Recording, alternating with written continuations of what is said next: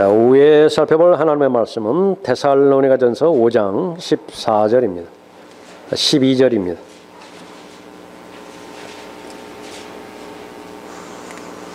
(12절부터) 23절까지 받들겠습니다.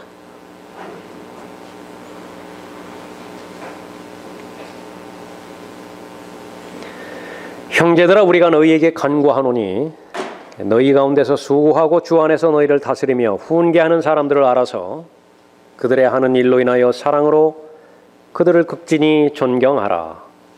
너희는 서로 화목하라. 형제들아, 너희에게 권고하노니 무질서한 자들을 훈계하며 낙담한 자들을 위로하고 약한 자들을 붙들어주며 모든 사람들에게 오래 참으라.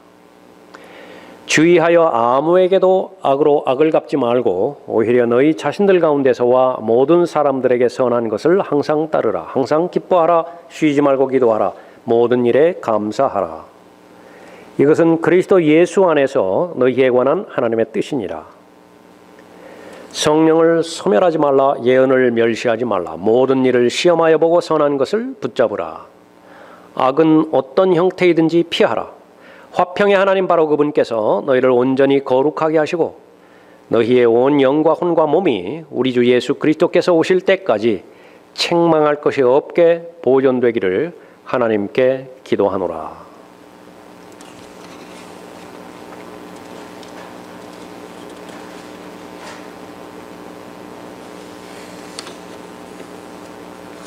예수 그리스도의 재림이 임박했다라고 하는 사실을 베드로가 흩어져 있는 그리스도인들에게 하나님의 마음을 전달하면서 가장 먼저 제시했던 사실이 무엇이냐 그러면은 인격으로 성장하라라고 했던 내용이죠. 베드로후서 1장의 내용입니다. 보통 다른 사람들의 의견과는 좀 다를 수 있죠. 예수 그리스도의 재림이 임박했다고 한다면 무엇인가가 아주 다급하게 준비해야 될 것 같다고. 그런데 베드로는 믿음의 덕을 더하라고 언급하였습니다.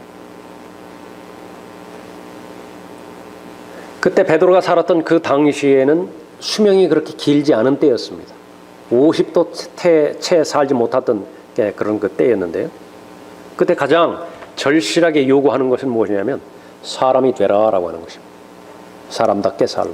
베드로전서 5장, 여러분이 다 알고 계시는 5장 전체가 다 재림에 관련된 부분입니다. 급하다고요. 지금 밤에 도둑처럼 예수 그리스도께서 오셔서 자신의 소유를 하나도 빠뜨리지 않고 다 가져가실 것입니다. 그러나 주변은 다 잠들어 있죠. 그 가운데 현실적으로 적용하는 그 부분들, 그것은 바로 예수 그리스도의 재림은 믿음이 있든지 없든지 간에 분명한 절대적인 사실인데 그 믿음의 그 사실이 닥쳤을 때에 염원은 무엇이냐? 책망받지 않는 그리스도인으로 발견되라. 그렇게 하려면 어떻게 되는 것이냐? 지금까지 해왔던 일에 최선을 다하라라고 하는 것이. 지금까지 해왔던 일이 무엇이냐 그러면 우리로 말하면 교회 생활입니다. 교회 생활에 충실하라. 그러면 예수 그리스도의 재림을 잘 준비하는 것이에요. 오늘 책망받지 않는 그리스도인이 되려면이라고 하는 제목으로 또 하나님의 말씀드리겠습니다. 이 교회라고 하는 것은 사람들로 이루어졌죠. 사람들과의 관계에 있어서 하나님 앞에 그 토대로 해서 하나님 앞에 경배 드릴 수 있고요. 또 자기 자신을 잘 성찰할 수 있는 가장 좋은 여건이 교회이기도 합니다. 그 결과 하나님에 대해서 더 잘 알아가고 있고 하나님의 뜻을 알 수 있겠죠. 그러면 하나님의 뜻을 실행할 수 있는 능력이 생기고 하나님의 뜻을 실행할 수 있는 용기를 하나님께서 주시는 것입니다. 마지막 구절에 있는 것처럼 영에 있어서나 혼에 있어서나 몸에 있어서나 하나님 보시기에 모두 칭찬할 대상밖에 없는 것이에요. 그거보다 더 감격스러운 삶이 어디 있겠습니까? 책망받지 않는 그리스도인이 되려면 하나님 앞에 경배를 드리는 그리스도인으로서 교회 생활에 충실하면 되는 것입니다. 제일 먼저 사람들과의 관계를 살펴보죠. 사람들과의 관계는 둘로 본문에서 나누어서 언급하고 있습니다. 첫 번째는 목자와의 관계예요. 12절 보십시오. 형제들아 우리가 너희에게 간구하노니 너희 가운데서 수고하고 주 안에서 너희를 다스리며 훈계하는 사람들을 알아서 그들의 하는 일로 인하여 사랑으로 그들을 극진히 존경하라. 너희는 서로 화목하라. 수고하고 주 안에서 너희를 다스리는 훈계하는 사람들을 알아서 사랑으로 그들을 극진히 존경하는 것은 자기를 위한 겁니다. 이것은 여러분들에게 유익이에요. 그 목자가 그 존경을 받을 자격이 있든 없든 그것과는 상관없어요. 원수를 용납하고 원수를 위해서 기도하고 그것은 원수와는 아무 상관이 없어요. 여러분에게 유익이 되기 때문에 하라는 것입니다. 그 사람을 용납하고 그 사람을 받아들이고 기도한다고 해서 그 사람이 지은 죄가 해결된 것은 아니에요. 그것은 하나님과 그 사람과의 관계에 있습니다. 하나님께서는 여러분을 아끼시죠. 잘 되기를 바란다고요. 그러니까 그것은 무엇이냐? 존경하라. 서로 화목하라. 디모데전서 5장 17절에서도 잘 다스리는 장로들을 배나 존경할 사람으로 여기되 특별히 말씀과 교리에 수고하는 이들에게 그리할지니라. 목사는 목사에게 해당되는 말씀을 따로 주셨죠. 특별히 목회 서신에서 강조해서 말씀해 주셨습니다. 그대로 해야 돼요. 더러운 이익을 위해서 하나님께서 맡겨주신 양무리를 이용하면 그건 연자맷돌을 메고 바다에 뛰어내는 것과 똑같은 것입니다. 그러니까 그것은 그 사람 책임이에요. 그러나 주님께서 오셔서 영과 혼과 몸에 있어서 책망할 것이 없게 그 책망의 대상이 되지 않으려면 하나님께서 섭리 가운데 인도해 주신 목자를 잘 존경하고 또 사랑할 수 있어야 됩니다. 잘 다스리는 장로들을 배나 존경할 사람으로 여기되 특별히 말씀과 교리에 수고하는 이들에게 그리할지니라. 제일 전제가 되어지는 것은 성경이죠. 성경이 틀리면 모든 것이 엉망입니다. 첫 단추 잘못 끼워버리면 그 다음은 해보나 마나예요. 첫 단추에 해당되어지는 것이 하나님께서 섭리로 보존해 주신 말씀의 기반 위에서 목자에 대한 교리가 무엇이냐, 성도에 대한 교리가 무엇이냐. 그것이 해결되었다고 한다면 바로 성도는 성도로서의 삶을 마땅히 살고 목자로서는 목자의 삶을 살아가는 것입니다. 그 전제 조건이 잘못되었을 때 그것을 지적하면 인신공격이라고 오해하는 것입니다. 교회가 어려워질 때는 어떤 때냐? 설교자의 설교가 목자의 가르침의 순수성이 의심받을 때 아무것도 일어나지 않습니다. 말로는 저렇게 하는데 흑심을 품고 이야기한다고. 모두가 다 잘 되기를 바란다고 말은 저렇게 하는데 저것은 다름 아닌 나를 향한 표적 설교라고.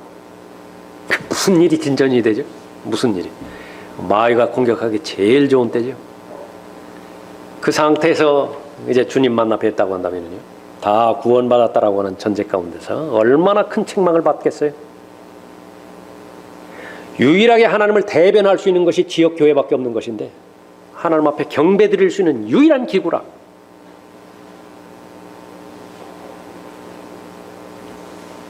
교회 안에 이루어져야 되는 하나님의 목표를 주셨죠. 성령의 열매를 부지런히 맺어가서 어린 아이로부터 시작되어져 있는 믿음의 삶이 계속해서 장성한 분량의 사람으로 자라가라는 것 아니겠어요? 불가능해지죠. 밖을 향해서는 어떻습니까? 예수 그리스도께서 하신 목적대로 지역교회가 그 일을 실행을 해야 되는 것인데 잃어본 자에게 복음을 안 전해요. 빛으로서의 역할을 포기한 지 오래입니다. 그런데 모임은 시끌시끌해요. 사이즈도 엄청납니다. 주님 오셔서 평가할 때에 어떤 평가가 내려지겠는가? 너무나 분명한 사실이라. 너희를 다스리는 자들에게 순종하며 복종하라. 그들은 너희 혼들을 위해 깨어있기를 자기들이 마땅히 설명해야 할 것처럼 하느니라. 우리 목사님은 그렇게 저런 대상 아닌 것 같은데요. 상관없어요. 그래도 기도하세요. 그것이 좋아요. 여러분에게 유익이라. 그들로 기쁨으로 하게 하고 슬픔으로 하지 않게 하라. 목사 괴롭히지 마십시오. 목사 어렵게 만들지 마십시오. 그건 목사에 대한 보복도 아니고 안갚음도 아닙니다. 철저하게 여러분에게 손해가 와요. 이는 그것이 너희에게 유익이 없습니다. 하나님의 말씀을 그들에게 들려주고 너희를 다스리는 자들을 기억하고 그들의 행실의 결과를 관찰하여 그들의 믿음을 따르라. 본받고 싶은 믿음의 영역이 있습니까? 그러니까 여러분의 것으로 가져가십시오. 목사의 그 행동이 초신자를 실족할 것 같아요? 그러니까 여러분들은 조심을 해서 반면 교사로 삼으십시오. 여러분은 그렇게 되지 마세요. 베드로전서 5장 3절에서 하나님께서 맡겨주신 자들을 지배하려 하지 말고 오직 양무리의 본이 되라. 목사가 성도들을 지배하려 하는 것이 아니라 권면해야 되죠. 지배하려는 것은 이교도의 정치가들이에요. 헤롯과 빌라도의 경우가 그런 경우였었죠. 목자를 위해서 여러분은 어떤 기도를 하십니까? 목자를 혼자 강단에 세우면 여러분은 너무나 무거운 짐을 목자에게 지우는 것입니다. 신약 성경에서 목자의 그 역할은 다른 누구보다도 말씀과 기도에 전념하는 사람이죠. 아무나 말씀과 기도에 전념할 수 없어요. 제일 먼저 성도들이 기도해야 됩니다. 그 마음이 하나님을 향하여 계속 올바른 방향으로 주시할 수 있도록 기도해야 되겠죠. 해결해야 될 그런 짐이 있다면 여러분들이 역량껏 가져가셔야 됩니다. 여러분이 일을 가져가셔야 돼요. 할 수 없는 것을 그렇게 하라는 것이 아니라 여러분들이 할 수 있는 것들이 있다고 한다면 가져가야 되는 것이지요. 어떻게 하면 목사에게 힘을 줄 수 있겠습니까? 답은 여러분이 너무 정확히 잘 알고 있습니다. 가장 관심 있는 것은 가장 좋은 음식과 가장 영양가 있고 맛있는 음식을 만드는 것이 목사의 일이에요. 목사의 건강을 위해서 관심을 가져주고 좋은 약을 주는 것, 훌륭한 일입니다. 목사의 필요를 채워주는 것, 다른 여러 가지 다 좋은 일들이지만은요, 그것이 의미가 있기 위해서는요, 여러분이 잘 잡수셔야 된다고. 차려놓은 음식을 잘 잡수셔야 된다고. 그러니까 그것이 배제된 상태에서 목사가 무엇을 위한다고 한다라고 하는 것은 그것은 차선이 뭡니까? 차선밖에 되지를 않아요. 그래서 최선을 다해서 음식을 잘 마련해 놓았는데 먹지를 않는다. 때로는요, 맛없어도 맛있는 것처럼 먹어줄 모양새를 낼 필요도 있습니다. 맛있습니다. 맛있습니다. 차린 사람이 알아요. 저거 맛없는데 맛있다고 한다. 그러니까 다음번에 더 열심히 더 잘 차리는 거예요. 서로가 서로를 반영을 해서 투영해서 잘 성장하겠죠. 서로 좋은 영향력을 주고 서로 좋은 도전을 주고 그렇게 하는 것입니다. 성도와의 관계예요. 두 번째로는 14절 보십시오. 형제들아 너희에게 권고하노니 무질서한 자들을 훈계하며 낙담한 자들을 위로하고 약한 자들을 붙들어주며 모든 사람들에게 오래 참으라. 주의하여 아무에게도 악으로 악을 갚지 말고 오히려 너희 자신들 가운데서와 모든 사람들에게 선한 것을 항상 따르라. 무질서한 자들을 훈계하며 낙담한 자들을 위로하고 약한 자들을 붙들어주고 교회 내에서 있는 사람들이죠. 주로 다 정상적이 못한 사람들이라고 말하는 것입니다. 내 옆에 정상적인 사람이 있는데 왜 사랑하지 못하겠습니까? 왜 참지 못하겠어요? 왜 절제하지 못하겠습니까? 그러나 아이러니하게도요, 내 주변에 정상적인 사람들만 있으면은요, 나는 아무런 변화가 없습니다. 성장할 수 없어요. 나를 대적하는 자도 하나님께서 섭리 가운데 허락하시고요. 사람의 관점에서 볼 때 거의 쓸모없는 사람으로 보이는 그런 그 대상도 허락하실 수도 있어요. 오히려 저런 사람은 없었으면 좋겠다라고 하는 정도로 그런 사람도 허락하실 수 있어요.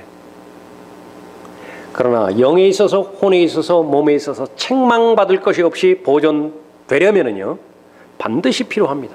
그것은 하나님의 섭리 가운데서 하나님께서 허락하신 대상들이기 때문에 그렇죠. 질병이 있는 사람, 믿음이 연약한 사람, feeble-minded라고 하는 그 말은요, 정신 박약을 말하는 것입니다. 정상적으로 사고하지를 못해요. 그 정상적으로 사고하지 못하는 사람들이 저지른 것이 성경 변개의 한 부분이기도 합니다. 그 정상적으로 사고하지 못하는 사람들이 교회 내에서 다투어요. 자꾸 질투하고 시기하고 불화를 일으키고.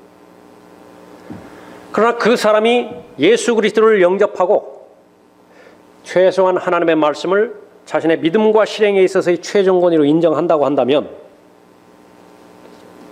본문 말씀 안에 들어있는 것입니다. 품어야 되는 거예요. 용납해야 되는 것입니다. 교회가 그 일을 하라고 하나님께서 말씀해 주신 것이죠. 믿는 사람뿐만 아니라 믿지 않는 사람들과의 그런 관계에 있어서도 구체적으로 말씀하십니다. 주의하여 아무에게도 악으로 악을 갚지 말고. 예수 그리스도께서는 화를 내실 때, 분노하실 때 분노를 내셨죠. 그러나 죄 지은 적이 없으세요. 왜 그러냐? 동기가 하나님 보시기에 모두 받아들이실 만한 동기였기 때문에 그렇습니다. 아버지가 아들을 혼내야 되는데 혼내지를 않아요. 아버지보다 더 아끼는 사람이 할아버지거든요. 손자를 아끼는 마음을 사죠. 분노를 터뜨리시는 것입니다. 딱 그러니까 고쳐졌다고 해요. 누가 사랑하는 거예요?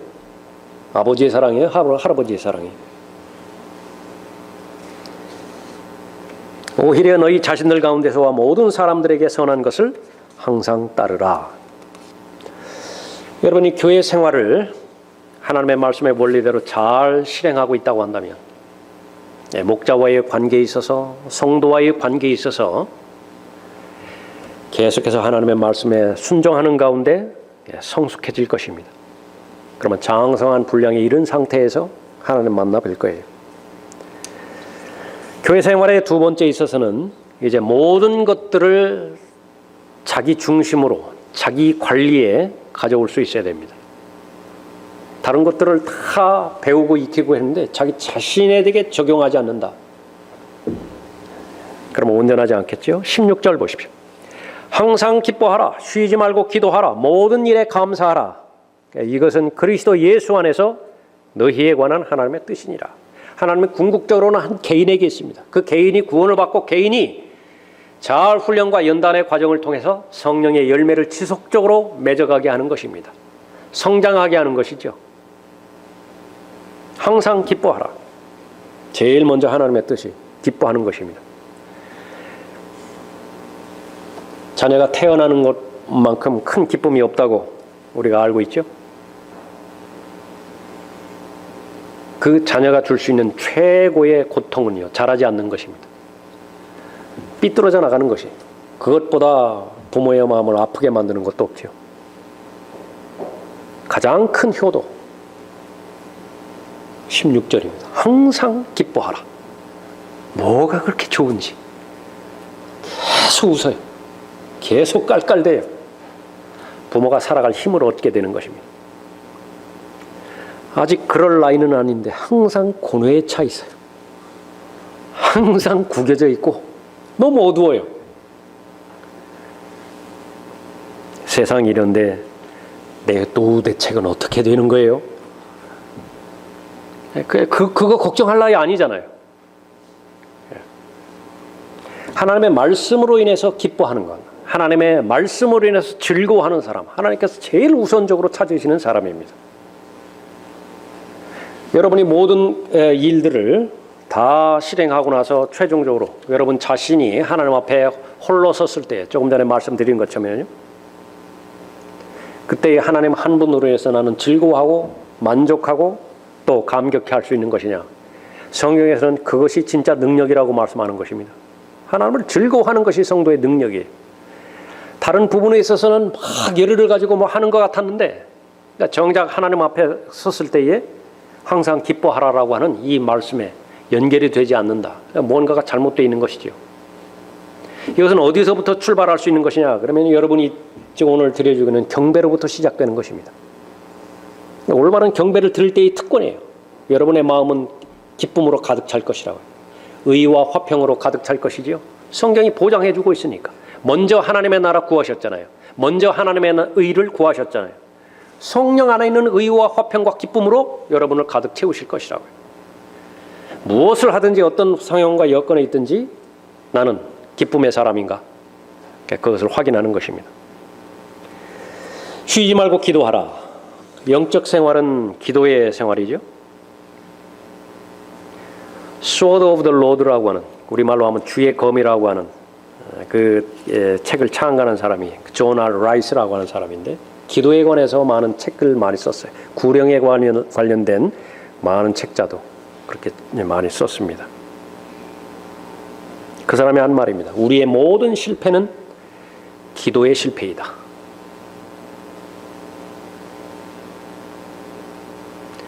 조지 밀러, 기도하면 생각나는 그 인물이죠. 단 한 가지의 빈곤만이 있을 뿐이다. 결핍이 되기 때문에 하나님 앞에 모두 간구를 했는데 그 당사자의 말은 한 가지 결핍뿐이다. 그것이 무엇이냐? 그것은 기도의 빈곤이다. 얼마나 많은 기도를 했느냐, 그것을 말하는 것은 아니에요. 한 가지를 하나님 앞에 간구한다 하더라도 전적으로 신뢰하고 하나님의 뜻에 따라서 살고자 하는 자신의 마음을 하나님 앞에 말씀드리는 것인가, 그것을 언급하는 것이죠.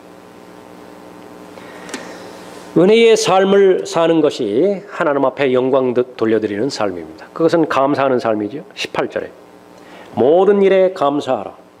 이것은 그리스도 예수 안에서 너희에 관한 하나님의 뜻이니라. 여러분이 지금 마지막 날들을 살아가고 있습니까? 어떻게 할 수 있어요? 무슨 근거로, 무슨 증거로 우리가 살고 있는 이 시대가 마지막 날들이에요? 디모데후서 3장에 그 답이 나와 있죠. 그 가운데 뚜렷한 특징 가운데 하나는 감사가 없어요. 감사가 없는 시대에 살아가고 있습니다. 그래서 진정한 감사를 들어보는 말이요, 너무나 힘들어요. 그 형식적인 말 말고 진정으로 마음에서 우러나오는 감사의 말. 처음에 우리가 살펴봤던 것처럼요, 우리가 너희에게 간구하노니 너희 가운데서 수고하고 주 안에서 너희를 다스리며 훈계하는 사람들을 알아서 그들의 하는 일로 인하여 사랑으로 그들을 극진히 존경하라. 너희는 서로 화목하라. 하나님의 말씀을 잘 가르쳐 주셔서, 잘 설교해 주셔서, 잘 전달해 주셔서 너무 감사했습니다. 그런 기도는요 거의 없어요. 그런 감사는. 왜냐하면 당연한 것으로 알기 때문에 그래요. 10수년을 함께 지냅니다. 20년이 넘을 수도 있어요. 근데 서운한 것만 생각나요. 잘못한 것만 생각나는 거예요. 목사와 성도와의 관계도 마찬가지지만 목사의 입장에서는 어떻습니까? 제일 감사한 것이 무엇이에요? 밥상을 마련했는데 먹으러 와준 것만으로도 절반 이상 감사한 거예요. 절반 이상. 들으러 와준 것만으로도 고맙다고요. 다른 것 바라지도 않아야 정상적인 목사의 마음이에요. 근데 그것은 기본이고, 오는 것은 기본이고, 서운한 것이 계속 보여지기 시작한다. 그러니까 육신성의 상태에 있는 것입니다. 교회 안을 보나 교회 밖을 보나 감사가 발견되지 않아요. 그 결과 로마서 1장 21절 이후에 봤더니요, 온통 범죄가 감사하지 않는 것을 기본으로 해서 다 일어나는 것입니다. 서로 원망하고 불평하고 심지어는 어디까지 연결이 되는 것이냐, 이게 성적 범죄까지 확장이 되는 것입니다. 동성연애 그 출발은 감사하지 않는 것으로부터 시작되는 것입니다. 세상의 태도와는 무관하게, 육신적인 그리스도인의 태도와는 무관하게 정상적인 그리스도인이라고 한다면 반드시 지녀야 되는 자세, 그것은 감사의 자세예요. 그 감사는 기도하게 하는 힘이 있습니다. 사람이 왜 기도하기가 힘든 것이냐? 감사가 없어요. 그래서 기도하지 못하는 것입니다. 빌립보서 4장 6절에서 그 본질을 언급하고 있죠. 감사와 기도는 연결되어 있어요. 아무것도 염려하지 말고 다만 모든 일에 기도와 간구로 너희의 구하는 것들을 감사함으로 하나님께 알려지게 하라. 로마서 8장 28절이 진리의 말씀이 분명하다고 한다면 내 주변을 둘러싸고 있는 모든 악한 요소들도 하나님께서 의도적으로 허락해 주신 것이죠. 하나님께서 주신 것은 나쁜 것이 없어요. 현재 내가 이해되지 않을 뿐이에요. 지금 현재 설명할 수 없을 뿐이에요. 그러나 언제나 그러하듯이 시간만 조금 지나면 그것은 최상의 것들이었습니다. 가장 좋은 것을 받았는데 감사하지 않을 리가 없잖아요. 감사하는 사람은 기도하는 힘을 얻게 되어지고요. 감사하는 사람은 열매를 맺을 능력을 소유하게 되는 것입니다. 감사하는 그리스도인이 구령하고요. 틀림없습니다. 막 불평과 원망 가득 찬 사람이 구령하겠어요? 감사하는 그리스도인이 다른 사람에게 유익이 되고자 하는 섬김의 자세를 갖추고 있어요. 저 사람 좀 도와줘야 되겠다. 저 사람한테 내가 어떤 부분에 있어서 도움이 될까? 이런 마음을 가지고 접근한다. 반대로 저 사람에게 뭐 빼먹을 거 없나? 내가 무슨 이득을 취할 것 없나? 딱 계산해봐가지고 결정하고 그런 사람은 아니라고요. 다른 사람에게 유익이 되고자 그렇게 접근하는 사람에게는 성령의 열매를 보장해줘요. 그런 사람에게만 성령의 열매를 보장해준다. 그것이 바로 영적인 그 생활을 잘 하는 사람이죠. 그러면 이러한 유익을 어디에서 얻을 수 있습니까? 다른 데서는 얻을 수 없어요. 교회 생활입니다. 교회 생활. 항상 기뻐할 수 있고 쉬지 말고 기도할 수 있고 모든 일에 감사할 수 있는 것. 그것은 여러분이 얼마만큼 교회 생활을 충실하게 잘 행했느냐 행하지 않았느냐에 따라서 그 결과가 맺어지는 것이죠. 마지막 세 번째로 하나님과의 관계입니다. 19절 보십시오. 성령을 소멸하지 말라. 예언을 멸시하지 말라. 모든 일을 시험하여 보고 선한 것을 붙잡으라. 악은 어떤 형태이든지 피하라.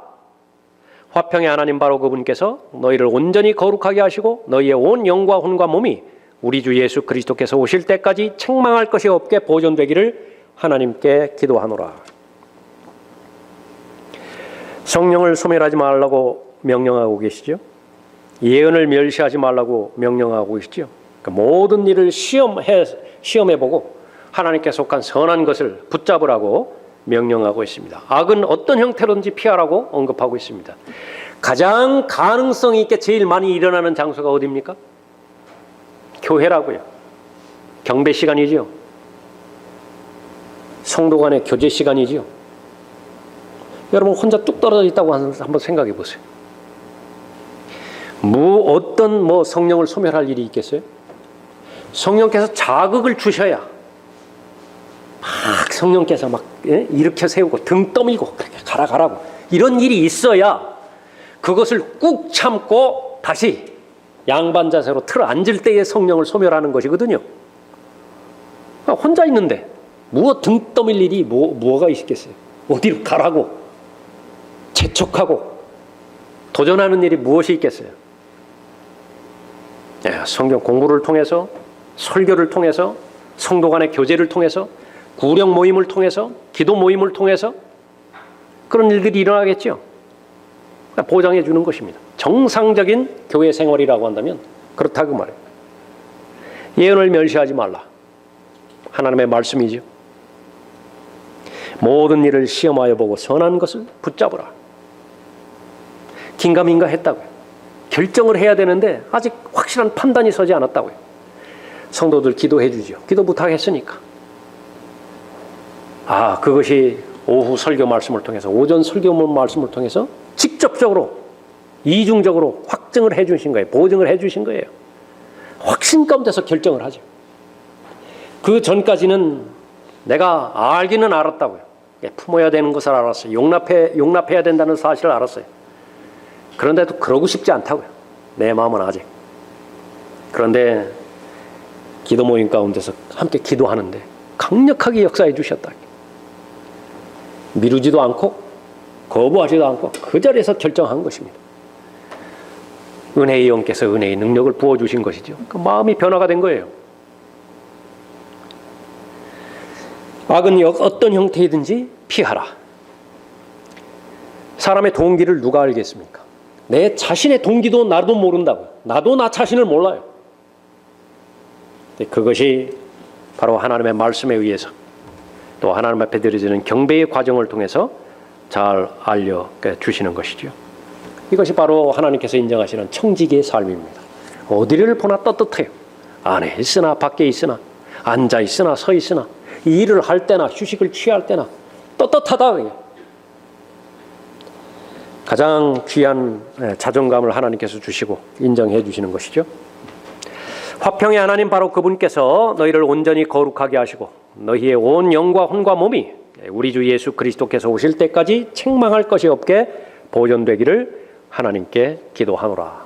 여러분의 기도가 되시는 것은 물론이고, 여러분의 믿음의 분량을 조금 넓히셔서 여러분의 가족, 말할 것도 없고요, 이제 한 가정 한 가정 더 많이 품으세요. 더 많이 품으셔서 저 형제가, 저 자매가 하나님께서 오실 때에 이 세 부분에 있어서, 영과 혼과 몸에 있어서 어떤 부분도 책망받을 것이 없게 잘 보존될 수 있도록 하나님께서 보호해 주십시오. 기도하고 내가 도울 것이 무엇이 없는가, 그렇게 적극적으로 다가설 때예요. 하나님께서는 그 수고를 잊지 않으십니다. 그 세우고자 하는 마음과 또 열매 맺는데 도움을 주고자 하는 그런 마음을 하나님께서 아시기 때문에 여러분을 보호하시는 그 보호하심과 더불어서 추구하는 모든 영적인 목표들, 또 소원들, 마음의 소망들, 그것을 온전히 잘 이루어 주실 것입니다. 오전에도 살펴봤지만 오늘 첫 주지요. 바로 새해의 첫 주를 주님 앞에 드리면서 여러분이 좋은 소원을 그렇게 가지시길 바랍니다. 부정적인 부분에 있어서 나는 어떤 부분에 있어든지 책망받지 않은 상태에서 주님을 만나 뵈야 되겠다. 그런 좋은 계략을 가지고 하나님의 말씀과 기도를 통해서 또 한 해 동안 주님과 동행하는 여러분이 되시길 바랍니다.